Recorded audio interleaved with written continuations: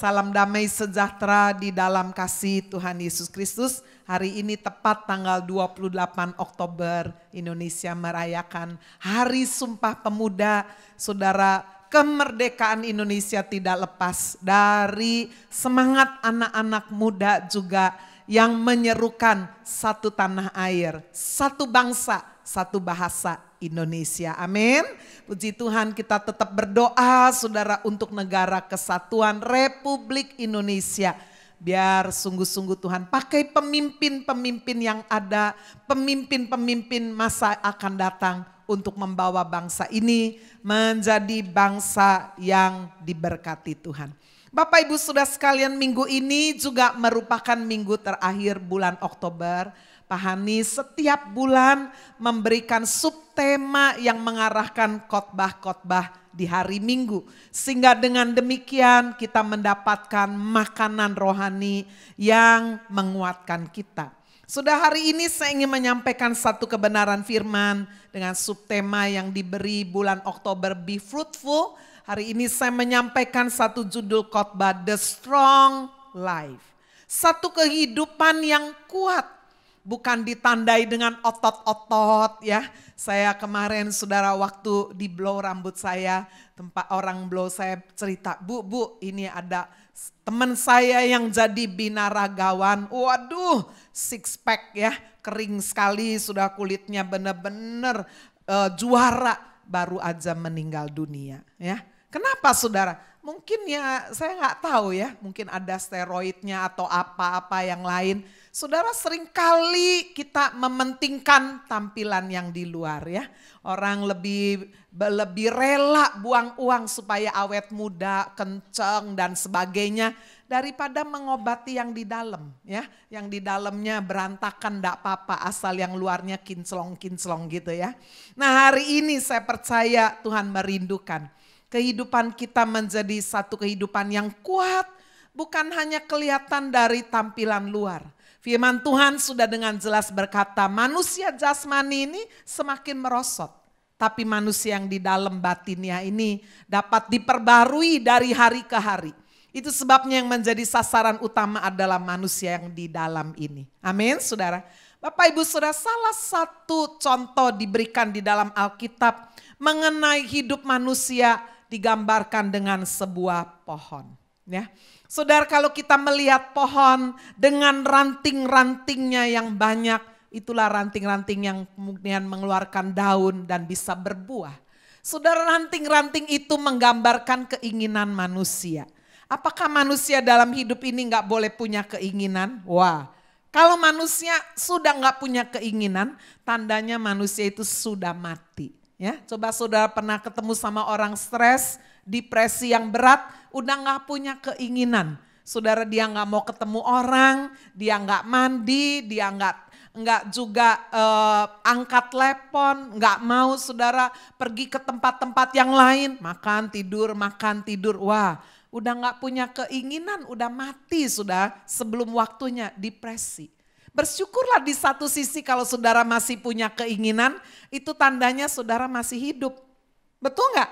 Ya, kalau saudara udah nggak punya keinginan lagi, dunia ini juga saudara akan mati loh. Kalau di dalamnya tidak ada orang-orang yang punya keinginan. Tetapi saudara, hati-hati dengan keinginan yang tidak terkendali ya. Karena keinginan yang tidak terkendali ini juga bisa menghancurkan kehidupan kita. Sebuah pohon bisa punya ranting-ranting yang banyak, asal batangnya harus kuat. Apa yang dapat membuat batang pohon menjadi kuat? Apa yang bisa menjadikan kehidupan kita yang saya gambarkan hari ini seperti pohon ini bisa kuat? The strong life. Yang pertama saudara, pohon yang kuat pasti memiliki akar yang kuat. Amin. Yang saudara lihat itu hanya yang di atas, wah batangnya besar, kuat, kokoh dan sebagainya. Tetapi saudara, pohon apa saja kuat, pasti dipastikan akarnya kuat. Amin. Bagaimana saudara akar pohon dapat kuat? Akar itu bagian yang tidak kelihatan di dalam saudara. Ya. Saudara sekalian, itu sebabnya saya mengambil satu contoh yang memang benar-benar menjadi satu kenyataan. Yaitu satu pohon yang bisa hidup sampai ribuan tahun. Dan pohon ini juga menggambarkan bangsa dan negara Israel. Bangsa dan negara Israel pernah hilang dari peta dunia. Nggak kira-kira lu sudah 2000 tahun. Ya, hilang karena tersebar ke 4 penjuru muka bumi. Setelah tahun 70, bait Allah di Yerusalem dihancurkan di bawah pimpinan di bawah pimpinan Jenderal Titus. Maka sudah orang Yahudi terpencar ke 4 penjuru muka bumi. Nggak kira-kira saudara hilangnya itu 2000 tahun. Ya. Tapi saudara, Tuhan berkata, lihatlah kalau pohon itu sudah mulai bertunas. Israel juga digambarkan dengan pohon ara. Lihat juga pohon-pohon lain mulai bertunas. Israel mengalami kemerdekaan tahun 48. Indonesia merdeka tahun berapa? 45. Banyak sekali negara-negara lain merdeka kurang lebih tahun 40-an. Firman Tuhan berkata, lihatlah pohon ara, lihat juga pohon-pohon lain. Kalau sudah mulai bertunas, masanya sudah tidak lama lagi. Amin. Bapak Ibu Saudara, itu sebabnya mari kita melihat bagaimana akar pohon dapat kuat. Yang pertama, akarnya harus sangat dalam. Saudara, mari kita melihat di dalam Roma pasal 11 ayat 17. Bagaimana saudara sekalian, pohon zaitun yang penuh dengan getah itu juga menggambarkan Allah orang Israel, Allah orang-orang percaya yang penuh dengan berkat. Mari kita melihat Roma 11 ayat 17. Karena itu apabila beberapa cabang telah dipatahkan dan kamu sebagai tunas liar telah dicangkokkan di antaranya dan turut mendapat bagian dalam akar pohon zaitun yang penuh getah. Saudara sekalian, cabang yang asli itulah bangsa Israel. Tetapi karena ketegaran tengkuk mereka, kekerasan, ketidakpercayaan mereka, mereka dipotong. Mereka tersebar ke 4 penjuru muka bumi. Sampai baru tahun 48 bangsa ini boleh merdeka kembali. Kitalah menjadi batang-batang cangkokan, tunas liar yang dikatakan sudah mendapat bagian di dalam akar pohon zaitun yang penuh dengan getah. Pohon zaitun, saudara, adalah satu pohon yang sangat kuat, ya. Walaupun tumbuh di daerah yang sangat kering dan gersang tandus, di Israel bisa berbulan-bulan tidak hujan, bahkan pernah sampai 3 tahun tidak hujan. Tapi hebat saudara, pohon ini tidak mati. Kenapa saudara? Apa keistimewaan pohon zaitun? Saya membaca saudara, pohon zaitun itu tahun-tahun pertama sudah apa yang dia lakukan adalah merambatkan akarnya ke dalam sampai 6 meter. Berapa meter saudara? 6 meter. Wow, luar biasa. Saudara, itulah yang pertama yang dilakukan sehingga dikatakan akar pohon zaitun ini penuh getah. Begitu dalamnya sampai 6 meter. Nah Bapak Ibu Saudara, apa aplikasi di dalam kehidupan kita sebagai orang yang beriman? Di dalam Kolose pasal yang kedua ayat yang ke-7. Tuhan menghendaki kita memiliki akar yang dalam. Saudara, kepada siapa? Kepada Kristus. Mari kita melihat Kolose 2 ayat 7. Hendaklah kamu berakar di dalam Dia. Berakar di dalam Kristus. Bukan saudara di dalam filosofi dunia. Hati-hati saudara sekolahkan anak di luar negeri. Kalau saudara imannya belum benar-benar berakar kuat dalam Kristus, bisa goyang lu. Pulang dapat ilmunya, pinter, dapat gelar sarjana, dapat networking, tapi imannya hilang. Ya, saudara, salah satu jemaat datang sama saya, aduh saya dulu percaya Yesus Kristus itu juru selamat. Tapi saya setelah pulang dari luar negeri kok rasanya semua itu cuma omong kosong aja ya. Waduh, itu saudara, dia mulai melihat sebagai satu filosofi. Sudah suskan dipengaruhi oleh dosen-dosen pengajar yang beraliran humanisme universalisme yang tidak mempercayai Yesus Kristus juru selamat. Yang penting baiklah, yang penting hidup itu memiliki satu tujuan yang benar, yang penting kita amal, berbuat baik dan sebagainya. Wah, sudah berbahaya sekali. Firman Tuhan menghendaki kita punya akar yang dalam. Kepada siapa? Kepada Kristus. Bagaimana caranya kita punya akar yang dalam kepada Kristus? Fokuslah dalam hidup ini kepada Kristus. Fokus jangan kepada masalah. Fokus jangan kepada keinginan-keinginan daging. Enggak pernah habis-habisnya. Fokus jangan kepada manusia. Saudara-saudara sekalian, coba kita lihat Roma pasal 12 ayatnya yang kedua. Ibrani 12 ayat 2. Marilah kita melakukannya dengan mata yang tertuju kepada Yesus. Yang memimpin kita di dalam iman dan yang membawa iman kita itu kepada kesempurnaan. Yang dengan mengabaikan kehinaan, tekun memikul salib ganti sukacita yang disediakan bagi dia. Yang sekarang duduk di sebelah kanan tahta Allah. Bapak Ibu Saudara, cara kehidupan kita memiliki akar yang dalam secara rohani kepada Kristus adalah dengan mempraktekkan hidup ini fokus kepada Tuhan. Kalau saudara sedang punya masalah, jangan putus asa. Jangan langsung saudara tembak istri, tembak 2 anak, tembak anjing, tembak diri sendiri. Wah, itu peristiwa yang baru terjadi sudah ya di Palembang. Waduh, sedih sekali. Saudara sebelumnya katanya dia bagi-bagi, ada kekayaannya kasih kepada tetangga. Wah, saudara kalau fokusnya kita hanya kepada diri sendiri.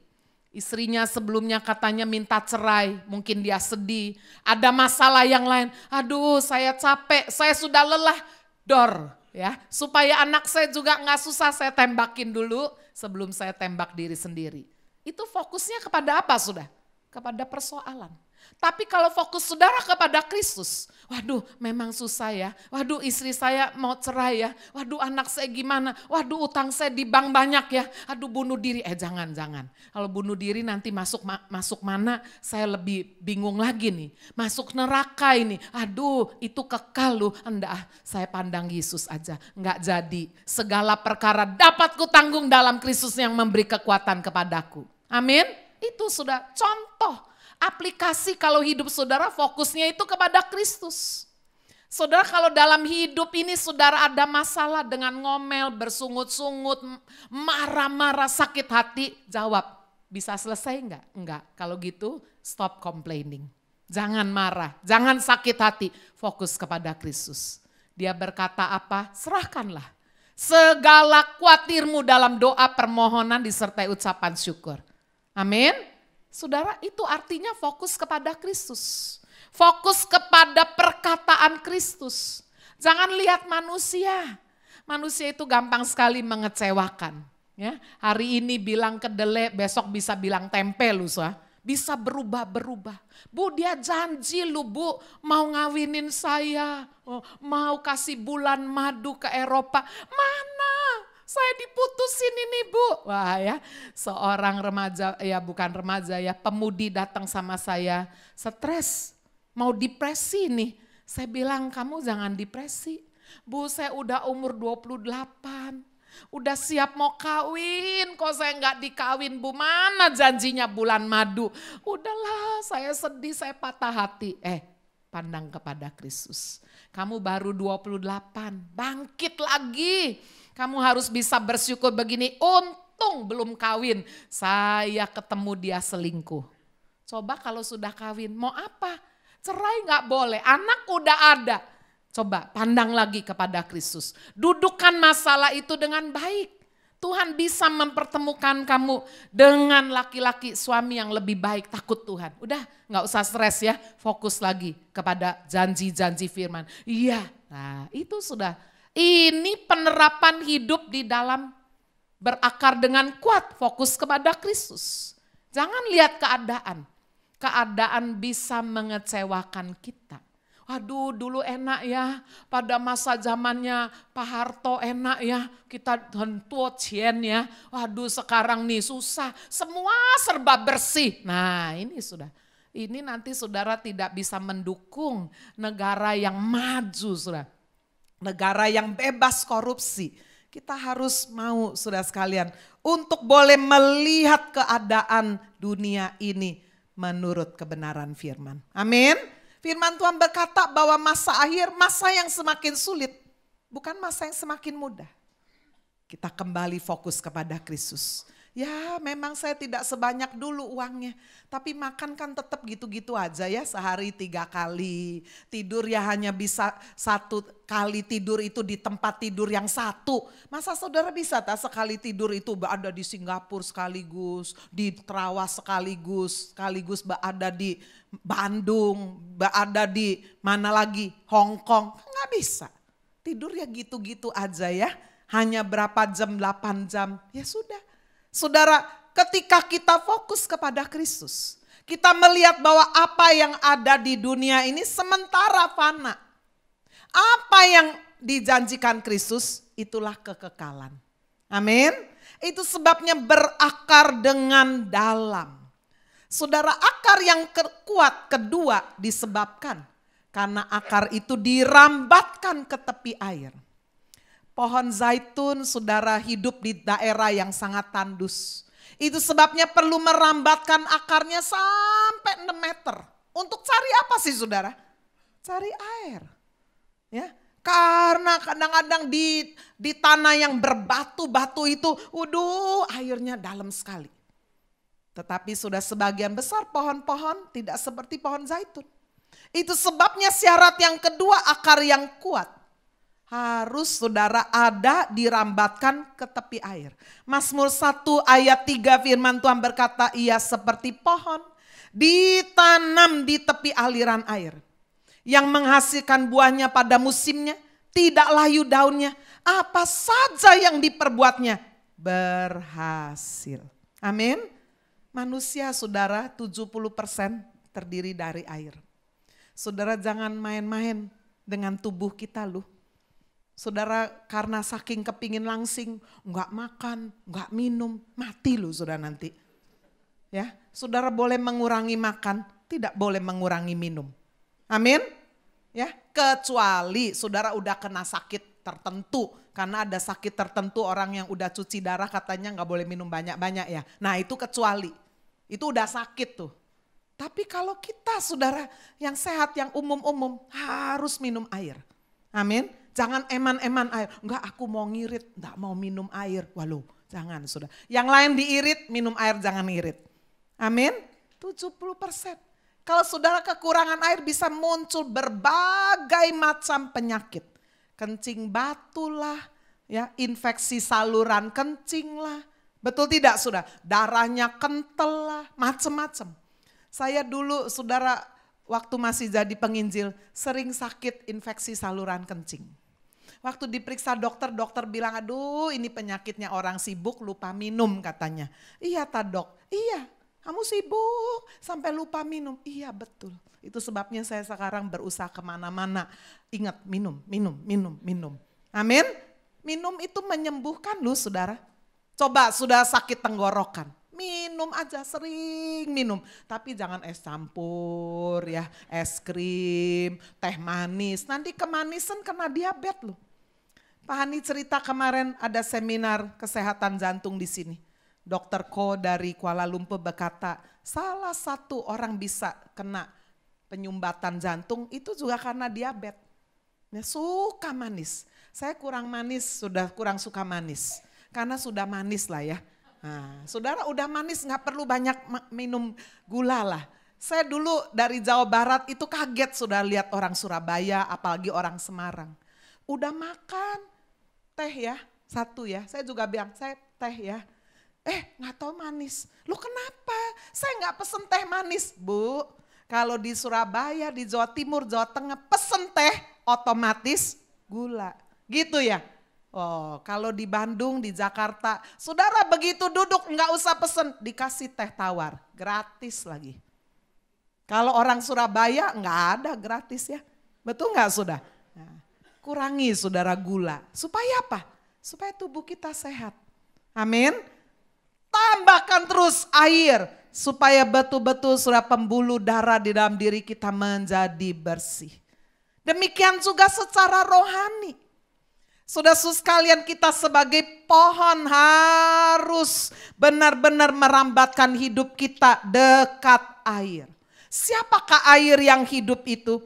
Yeremia pasal 2, Yeremia pasal 2 ayat 13 berkata, sebab 2 kali umatku berbuat jahat. Mereka meninggalkan aku, sumber air yang hidup. Tuhan itulah sumber air yang hidup. Amin. Jadi saudara jangan cari air yang lain. Air comberan ya. Saudara-saudara sekalian jangan cari air dari dunia ini. Air dari dunia tidak akan memuaskan saudara. Yesus pernah berkata kepada perempuan Samaria, kamu mengambil air dari sumur ini, kamu datang terus kamu akan haus lagi dan haus lagi. Tetapi dikatakan di ayat 14 Yohanes 4, jika engkau minum air yang akan kuberikan kepadamu, engkau tidak akan haus lagi. Itulah air kehidupan, itulah Kristus. Air kehidupan mengenal Kristus lebih dalam lagi, diperoleh melalui firman Tuhan. Amin. Cintailah firman Tuhan. Bapak Ibu Saudara sekalian, firman memberikan satu perintah untuk kita bertekun membaca Alkitab sampai Yesus datang. Amin. Masuk tahun ketiga ini ada komunitas Bible Club membaca Alkitab setiap hari 5 pasal. Bagi sebagian orang kayaknya berat banget. Ya, saya beberapa kali ketemu orang, saya mau ikut Bu. Habis itu dia bilang, Bu, saya kira 5 ayat. 5 ayat saya langsung mau, nggak taunya 5 pasal. Loh 5 ayat mah, saya bilang 5 pasal. Aduh berat ya Bu, enggak.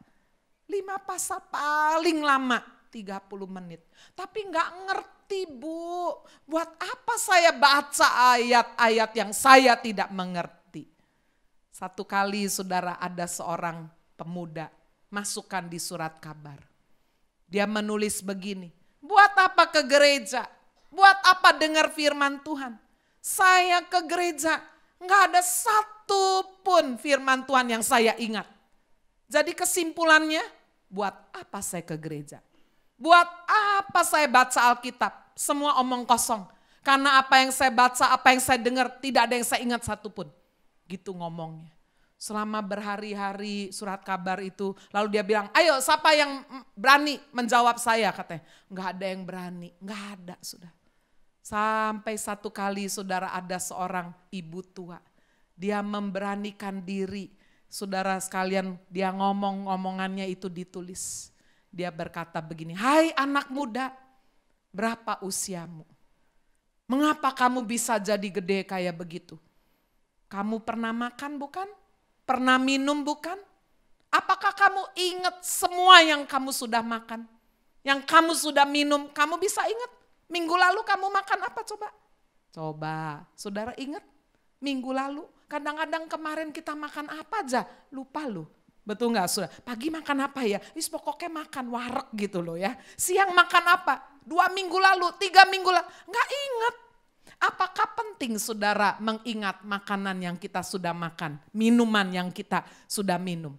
Saudara suskan, saudara ibu tua itu berkata, nak, walaupun kamu lupa apa yang kamu makan, apa yang kamu minum puluhan tahun, tapi bukankah kelihatan tubuhmu sehat dan engkau hidup? Dari manakah kesehatan dan pertumbuhan itu kalau bukan dari makan minum yang kamu sudah terima?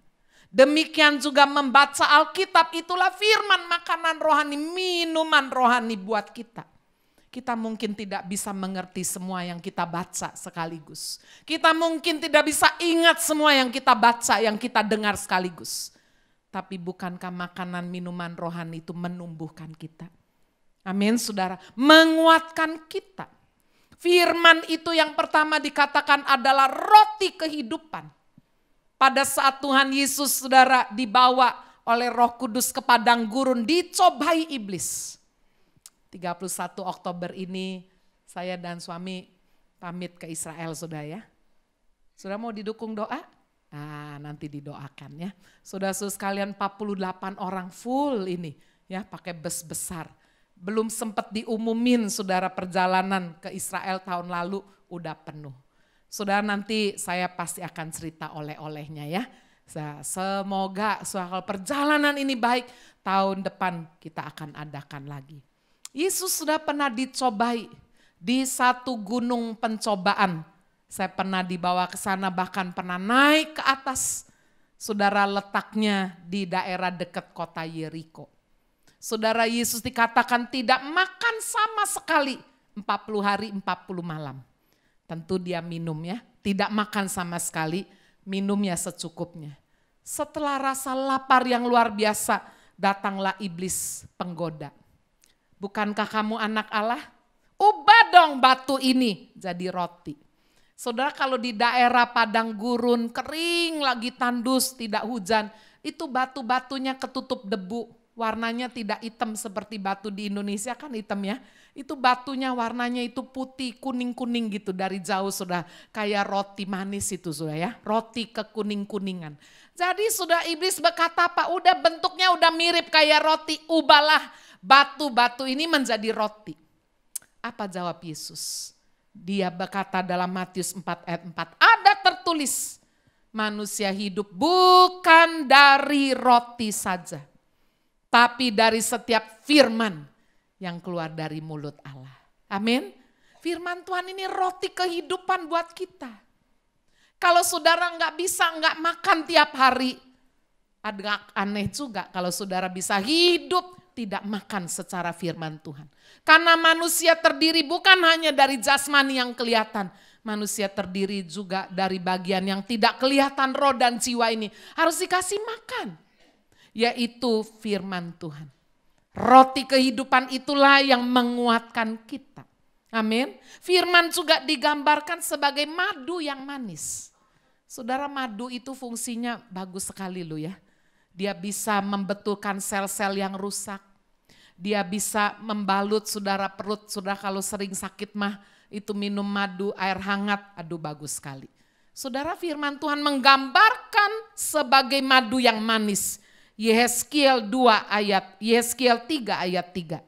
Hai anak manusia, makanlah gulungan kitab yang kuberikan ini kepadamu dan isilah perutmu dengan itu. Lalu aku memakannya dan rasanya manis seperti madu dalam mulutku. Firman Tuhan ini madu yang manis. Ada bagian-bagian saudara, jiwa saudara yang lagi rusak, sakit hati, capek. Waktu saudara baca firman, firman itu seperti madu. Amin saudara, bisa memulihkan kehidupan kita.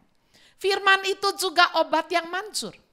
Mazmur pasal 107 ayat 20 berkata, disampaikannya firmannya, disembuhkannya mereka. Diluputkannya mereka dari liang kubur. Saudara, saya sangat yakin kuasa firman itu menyembuhkan. Sudah ada salah satu jemaat ladies, dulu saudara sakit kanker, ya perutnya sampai gede sekali, lalu masuk rumah sakit. Di rumah sakit nggak bisa melakukan apa-apa. Lalu dia saudara berdoa, Tuhan menggerakkan dia baca Alkitab. Tiap hari perut udah gede. Saudara sekalian udah bengkak semuanya. Saudara sekalian dia berasal dari luar Surabaya ya. Jadi jarang yang ngunjungi kan, sepi. Baca Alkitab. Dari perjanjian lama, perjanjian baru, baca lagi. Saudara, dia bersaksi ketika dia membaca Alkitab sungguh-sungguh. Penyakitnya disembuhkan. Amin. Ini benar-benar.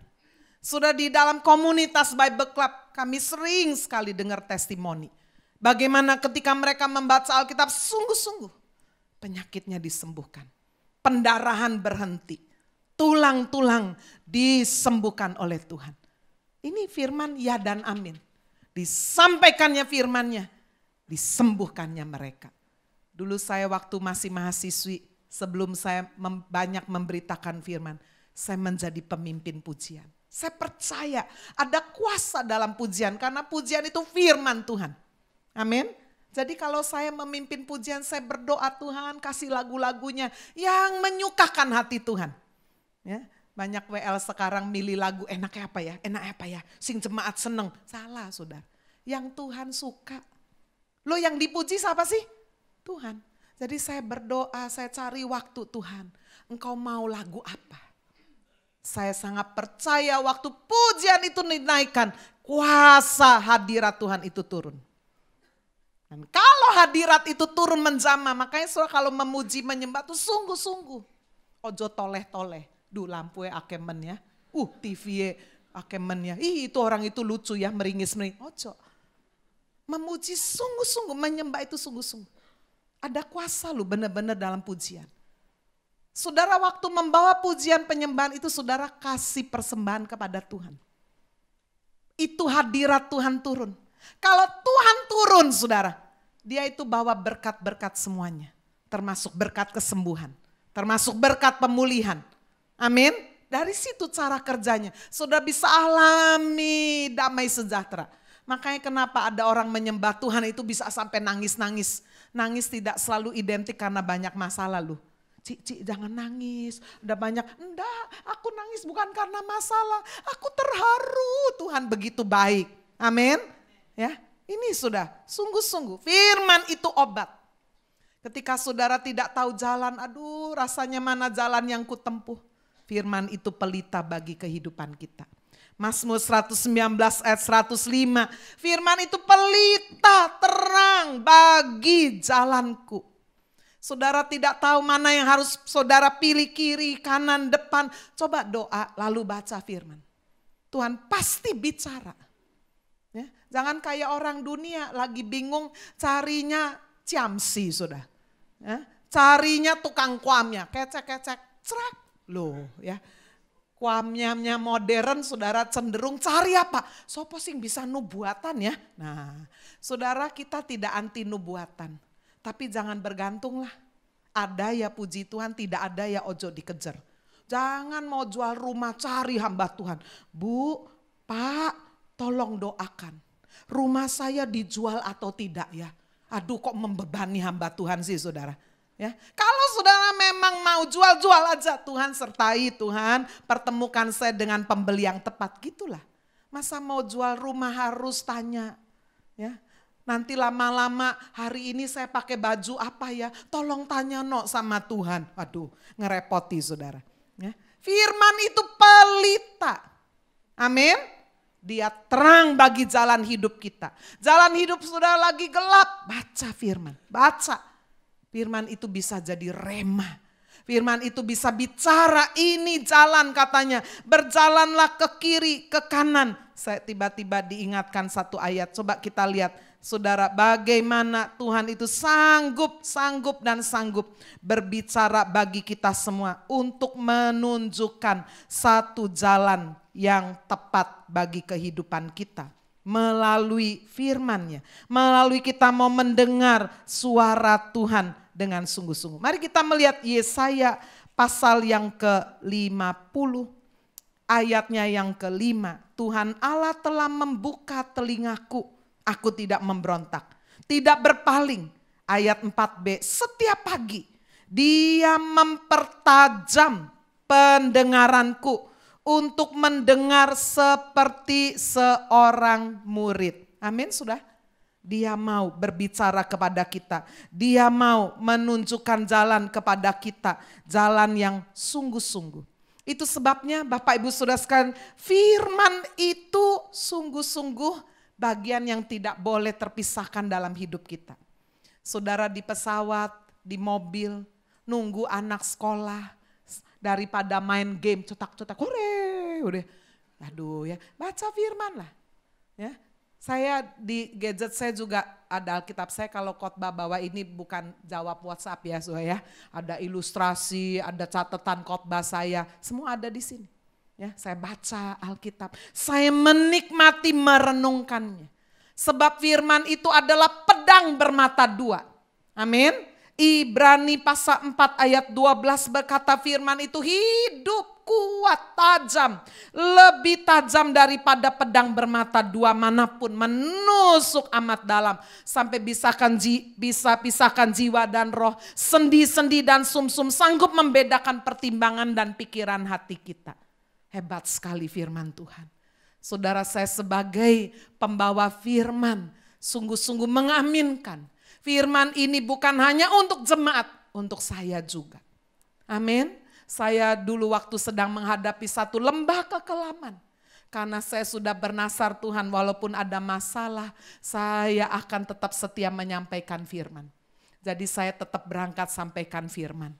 Saudara-saudara sekalian, sambil saya menyampaikan firman, sambil saya menangis. Mengapa? Firman itu pedang bermata dua. Firman itu berbicara untuk saya juga sebelum untuk jemaat. Amin.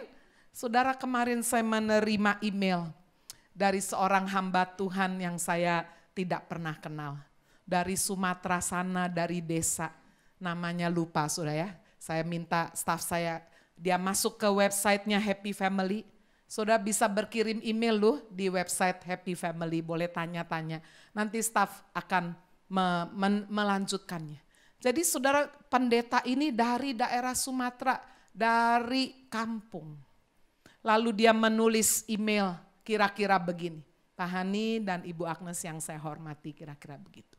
Saya tidak kebetulan mendengar khotbah-khotbah dari Pak Hani dan Bu Agnes. Setelah saya dengar beberapa khotbah beberapa kali, saya menyimpulkan khotbah Bapak Ibu ini beda sama khotbah pendeta-pendeta lain. Saya nggak ngerti maksudnya apa ya, sangat beda. Saya ingin lebih lagi, lebih lagi. Saya seorang hamba Tuhan, saya diberkati. Karena firman ini hidup, membuat saya untuk fokus kepada karakter Kristus, kepada kesempurnaan, kedewasaan, hidup berbuah. Nah, pertanyaan belakangnya, Bu, saya kan di kampung. Saya dapat firman itu dari YouTube. YouTube itu harus pakai wifi, bayarnya larang. Gitu, apakah ada cara lain saya bisa mendapatkan khotbah dari Bapak Ibu? Waduh, saya baca itu, saudara, saya berpikir ya benar ya. Saudara buka website, dapat YouTube, semua kan bergantung wifi ya. Nah, kalau saudara pakai pulsa, pulsanya gampang kesedot kan. Nah, makanya lensa firman cuma 3 menit saudara, supaya nggak suwe-suwe. Tapi kalau saudara mau dengar khotbah 45 menit, wah. Saya berpikir, waduh. Lalu Tuhan ingatkan kembali pelayanan saya dulu sebagai penginjil. Saya keliling terus ya, sambil sudah menjual kaset-kaset khotbah. Kaset khotbah saya sendiri. Lalu hasil dari penjualan itu dibelikan kaset-kaset kosong. Lalu diisi lagi dengan khotbah-khotbah, lalu dibagi ke hamba-hamba Tuhan. Desa-desa saya kumpulkan saudara, nama-nama hamba-hamba Tuhan dari desa-desa seluruh Indonesia. Lalu kita bagikan. Saya dibantu oleh ibu-ibu yang melipat gandakannya. Baru kemarin tuh tiba-tiba ada satu pencerahan. Apakah kita mau mulai lagi? Saya langsung hubungi staf saya. Coba kalau MP3 masuk ke DVD, diisi MP3 khotbah, isinya bisa berapa? 40. Modalnya berapa? Dia sebutkan angka adu murah ya. Udah isi lagi. Mungkinkah pelayanan ini akan kita mulai lagi? Luar biasa saudara. Firman saya di sini, orang sana di Sumatera. Tetapi punya satu dampak yang luar biasa, menghidupkan. Amin. Itu sebabnya kita yang ada di Surabaya, ada di Happy Family, ada pengajaran yang begitu berlimpah. Mari kita menjaga rasa lapar dan haus. Sehingga kebenaran firman itu boleh menjadi satu api yang memurnikan kita. Coba lihat Yeremia pasal 23 ayat yang ke-29. Bukankah firmanku seperti api? Demikianlah firman Tuhan, dan seperti palu yang menghancurkan bukit batu. Wow. Saudara, api itu menurut saudara kita dalam hidup ini api penting gak? Oh penting. Saudara kalau gak ada api gak bisa makan bakso loh. Ibu-ibu gak bisa masak. Ada banyak kegiatan kita akan terhenti jika di dunia ini tidak ada api. Betul saudara. Tetapi api yang tidak terkendali akan bisa menghancurkan, bisa mematikan, bisa membakar hutan. Saudara, firman Tuhan di sini digambarkan dengan api. Saya percaya firman Tuhan itu memurnikan. Firman Tuhan itu dikatakan memperbaiki kelakuan. 2 Timotius 3 ayat 16. Yang tadinya hidupnya sudah enggak karu-karuan, brengsek, jauh dari Tuhan, masa bodoh, pokoknya enggak kenal Tuhan, menyembah patung-patung berhala-berhala yang dibuat oleh tangan manusia. Saudara, lalu kemudian ketika dengar firman, aduh hatinya tersentuh. Memperbaiki kelakuan, kata 2 Timotius 3:16. Segala tulisan yang diilhamkan Allah memang bermanfaat untuk mengajar, untuk menyatakan kesalahan. Saudara, kalau nggak pernah baca firman Tuhan, nggak pernah dengar firman, kita nggak pernah sadar kalau kita itu salah. Orang lain juga begitu, selingkuh, berzina, nggak apa-apa. Saya juga nggak apa-apa dong, semua udah kayak begitu kok. Nah, tapi kalau saudara baca firman, kita seperti bercermin, aduh nggak boleh ya, itu dosa ya. Aduh kalau saya hidup dalam dosa, nanti bagaimana? Kalau saya mati meninggalkan dunia, saya masuk kemana? Itu fokusnya kepada Kristus. Berakar dalam kepada Kristus. Segala tulisan yang diilhamkan Allah mengajar, menyatakan kesalahan, memperbaiki kelakuan, mendidik orang dalam kebenaran. Itu api, memurnikan. Tapi saudara, kalau saudara tidak terima api yang memurnikan, api ini akan menghancurkan. Betul saudara? Bagi orang-orang yang tidak percaya berita firman, Yesus Kristus adalah Mesias. Firman akan menjadi lautan api yang menyala-nyala. Ini saudara maksudnya. Firman itu netral seperti api. Api bisa memurnikan hidup kita, menolong kita. Tapi api ini juga bisa menghancurkan. Di neraka yang ada hanya lautan api yang menyala-nyala. Kegelapan yang sangat pekat. Dan ulat cacing yang tidak pernah mati. Itu sebabnya Bapak Ibu, biarlah kita merambatkan akar hidup kita kepada air yang hidup. Sekarang yang kedua, saudara-saudara sekalian, pohon dengan akar yang dalam dan akar yang ambil air, dekat air, akan menjadi akar yang kuat. Tetapi saudara, pohon itu baru pohon yang hidup. Bagaimana supaya pohon itu kuat, the strong life? Maka harus ada ingredient yang kedua, namanya masalah hidup. Coba kalau saudara punya anak, saudara berkata begini, mama sangat sayang, papa sangat sayang. Saya nggak mau anak saya ini alami masalah sedikit pun. Nggak usah sekolah ya nak ya, sekolah itu pusing. Nanti belajar membaca, nanti belajar berhitung, waduh matematika, waduh bikin kepala pusing. Nanti belajar bahasa Inggris, Mandarin, Ciangkoi mah, waduh bahasa Indonesia, belajar bahasa Jawa pisan, waduh. Nah, jangan sekolah ya, sekolah ndak enak. Dah kamu di rumah aja, makan, tidur, nggak usah main-main ke depan. Mama bikinin ada kebun binatang, ada dunia fantasi, semua di rumah, nggak usah kena masalah. Kira-kira anak saudara akan jadi anak yang kuat atau tidak? Anak yang blow on, iya saudara. Betul tidak? Anak yang sangat lemah. Begitu keluar rumah kena virus, udah kena sakit. Bagaimana saudara supaya pohon itu menjadi pohon yang bukan sekedar hidup? Pohon yang kuat. Dia harus tumbuh di atas masalah.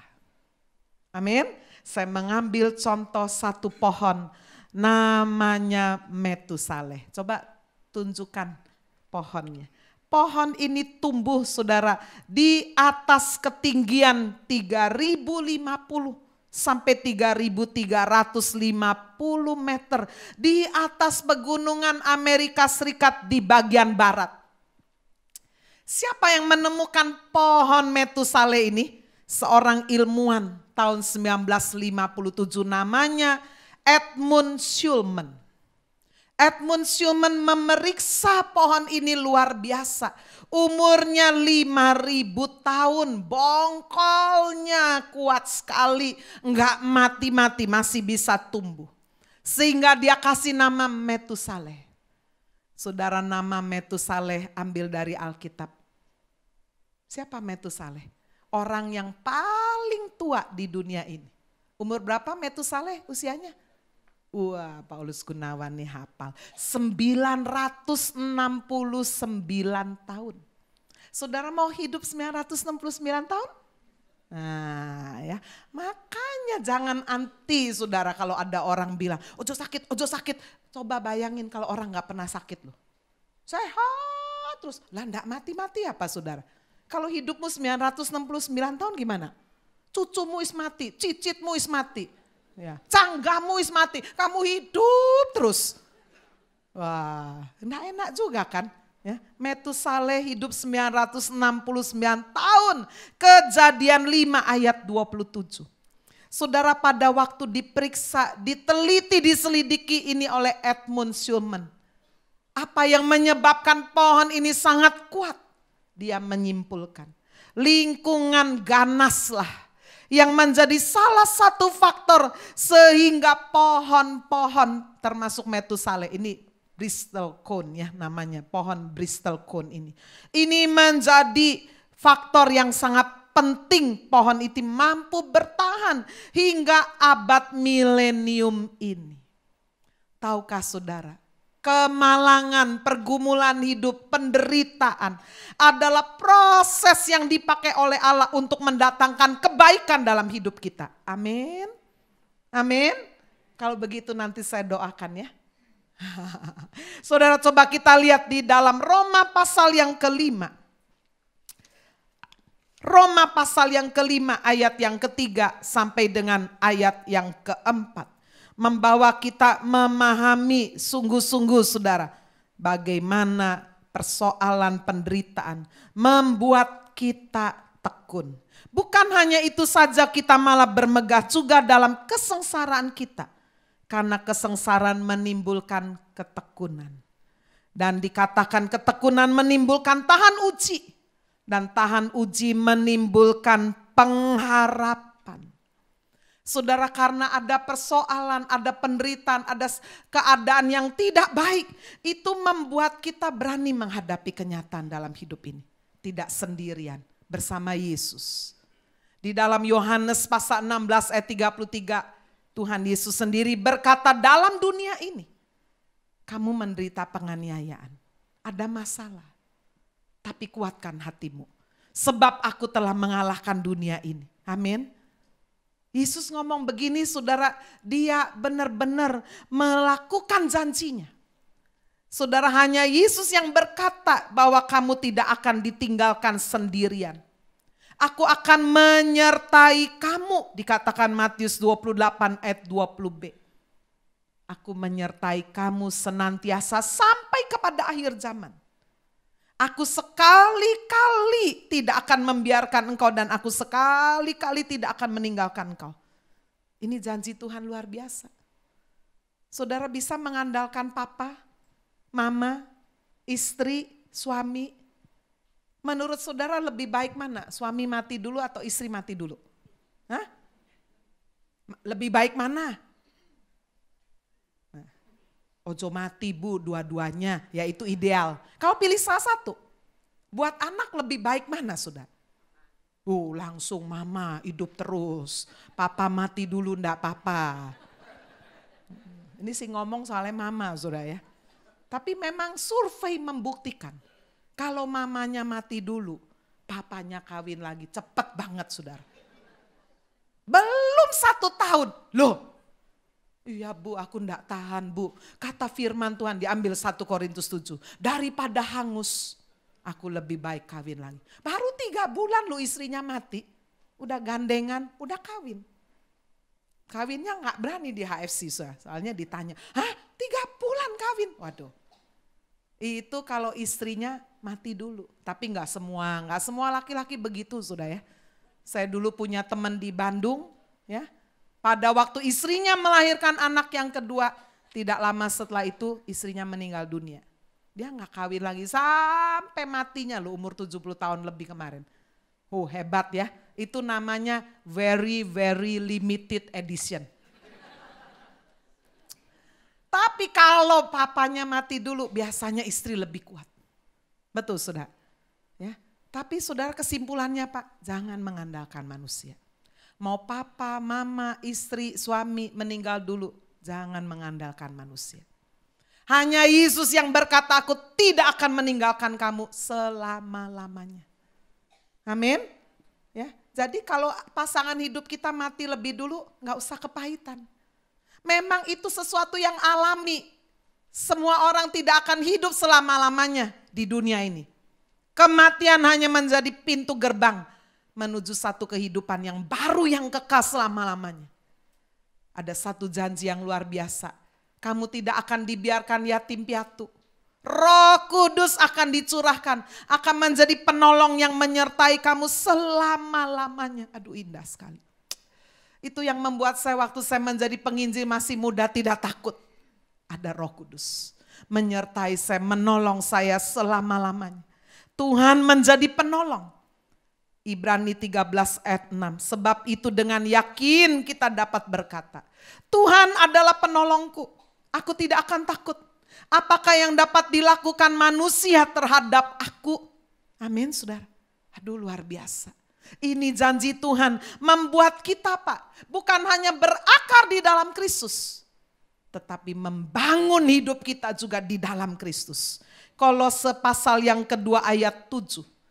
Ini sebetulnya satu ayat yang saya bahas, yang saya gali untuk menjadikan kehidupan kita kuat. Hendaklah kamu berakar di dalam Dia. Dibangun di atas Dia. Dengan apa? Dengan pengajaran, teaching. Saudara, makanan yang keras itulah yang membuat orang bisa tumbuh dewasa. Tidak minum susu terus, makan bubur terus. Harus makanan yang keras. Supaya giginya dipakai. Betul tidak? Biasanya anak-anak saudara waktu mulai muncul gigi, males ngunyah, betul gak? Kalau makan tuh diemut, sampai 2 jam, 3 jam, itu Indonesia. Kalau di barat gak ada, kamu gak mau makan, karepmu, aku loh sibuk. Betul tidak Suah? Tapi di Indonesia, waduh dikejerin sampai di mana-mana, makannya lama. Ya. Itu kalau sudah nggak biasakan dia mengunyah, ya itu. Sudah nggak berfungsi nanti. Sudah harus ajari dia mengunyah. Demikian kita dibangun di atas Dia. Dengan pengajaran, dengan teaching. Nah hari-hari ini banyak orang tidak mau ajaran yang sehat.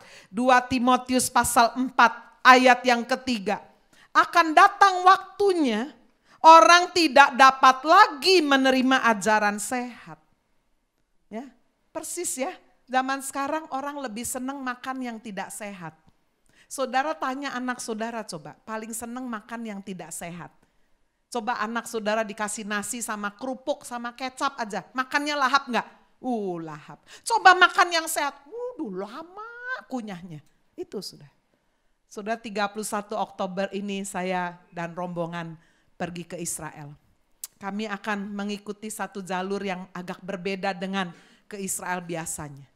Kita akan menggali apa yang banyak ada di dalam Alkitab. Termasuk salah satu malam kita akan makan biblical dinner like Jesus time. Makan malam seperti zaman Alkitab.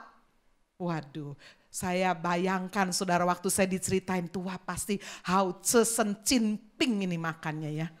Bu Agnes ini mahal loh, satu orang makan dinner biblical, dinner like Jesus time ini $200. Dihapus saja ya Bu ya, makan Chinese food biasa aja murah sekali. Enggak, aku mau ini, enak ya? Enggak enak Bu. Wah, kenapa? Sebab ini makanan Jesus time itu adalah makanan sehat.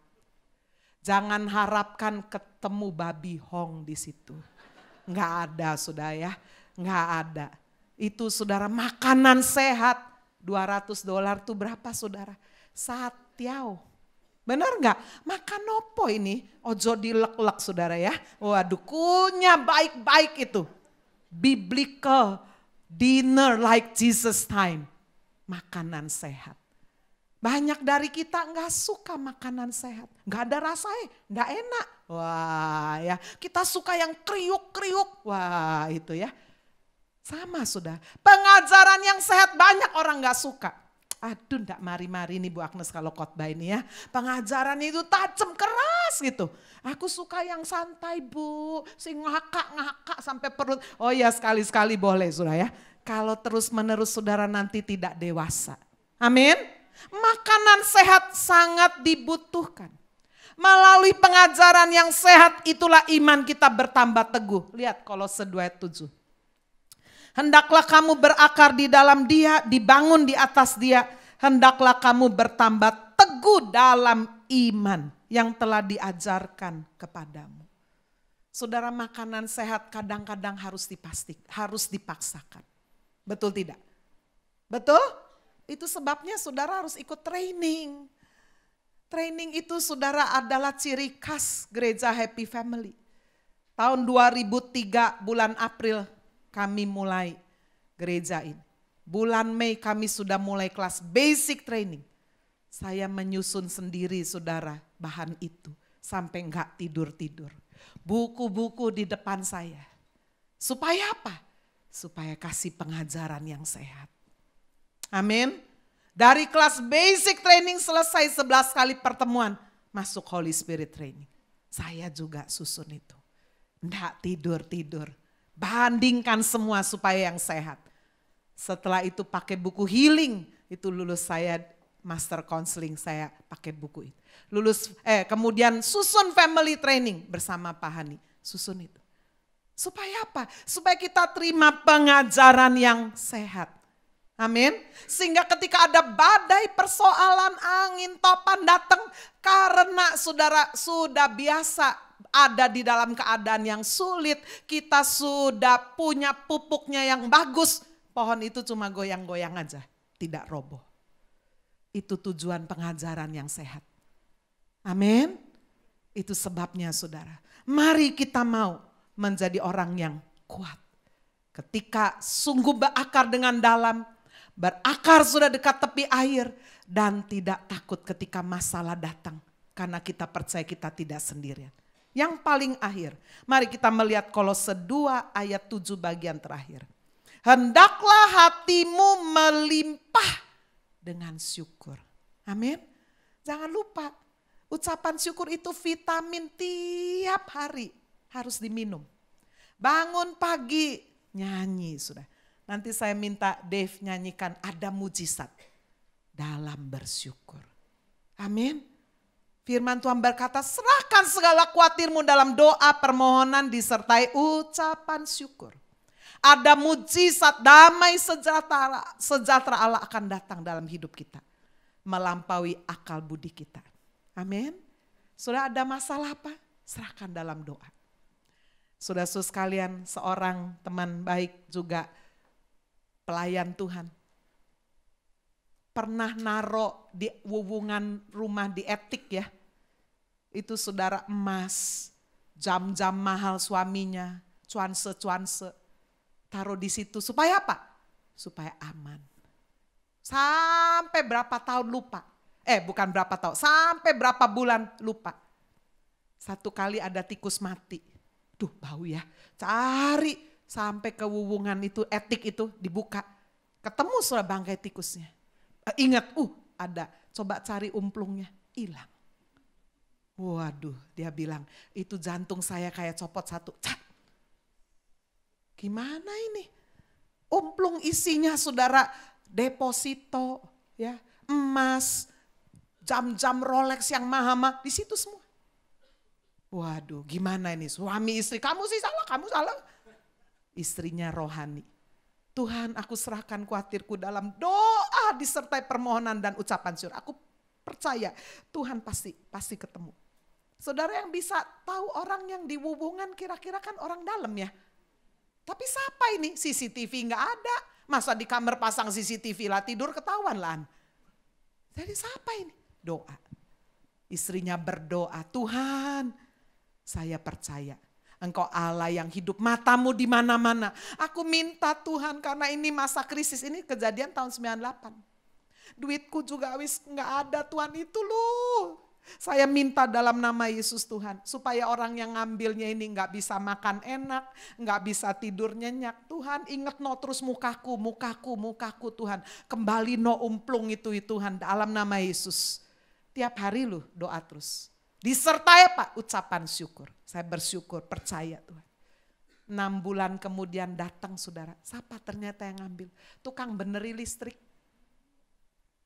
Ya. Aduh Nyonya, aku tiap hari lihat mukanya Nyonya. Nggak bisa makan enak, nggak bisa tidur nyenyak. Loh kok persis? Aku tahan-tahan, aku sampai gak bisa jual. Tiap kali makan itu loh di depanku ada kalender promosi iklan itu jualan jam-jam yang mahal. Aduh itu persis jam yang diumplung-umplung itu. Aku sungguh gak bisa makan enak, gak bisa tidur nyenyak. Jadi hari ini tak serahkan umplungku, ndak ono sing tak ambil. Aku mau tidur nyenyak, aku mau makan enak. Aduh minta ampun ya, minta maaf ya. Ada kuasa, ada mujizat. Dalam doa disertai permohonan, disertai ucapan syukur. Amin. Tuhan Yesus berkati kita semua.